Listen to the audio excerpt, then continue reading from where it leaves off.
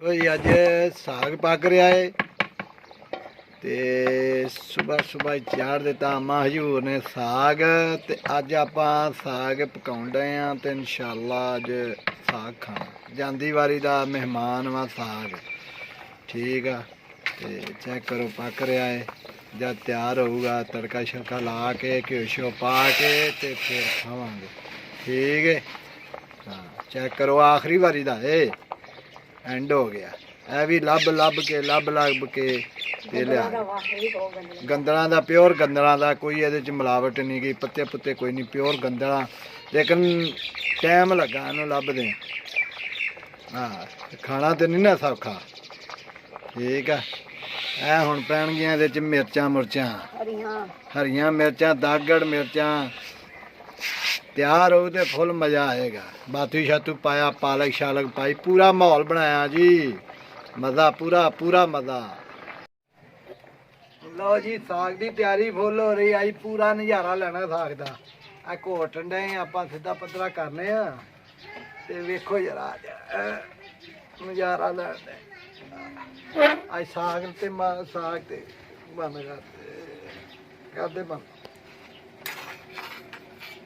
अच्छा जी साग हो गया तैयार तड़का शड़का मार लिया ये पा लिया वा मक्खन है नहीं सी देसी घ्यो पा लिया ये हम ये पाने आप साग ते बिस्मिल्लाहिर्रहमानिर्रहीम।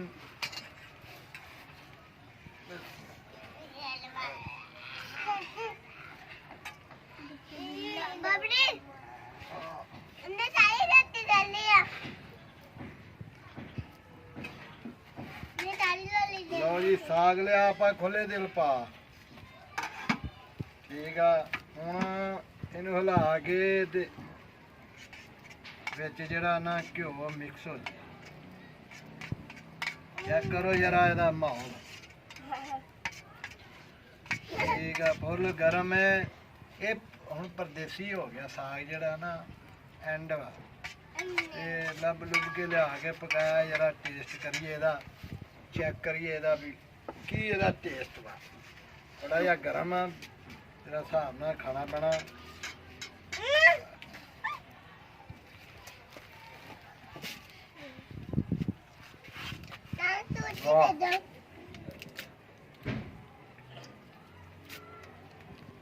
पूरा नज़ारा आ गया भाई अम्मा के हत्थों के की फजैके ने